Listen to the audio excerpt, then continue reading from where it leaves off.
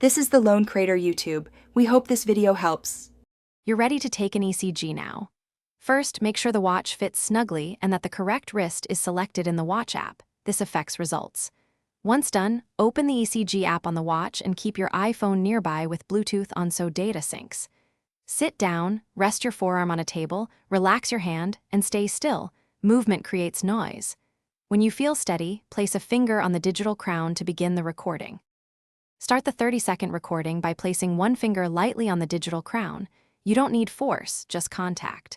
The watch will show a countdown. Stay completely still and breathe normally.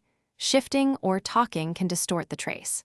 During the recording, you'll see heart rate and rhythm notes on screen. The ECG app produces a single lead tracing comparable to lead eye. If the watch detects irregular rhythm, it flags it. Make sure to let the recording finish. After the trace completes, review the summary and tap Save to store the PDF in the Health app on your iPhone. This preserves the full waveform for later. If you need to send it to a clinician, use the Share option to export a PDF.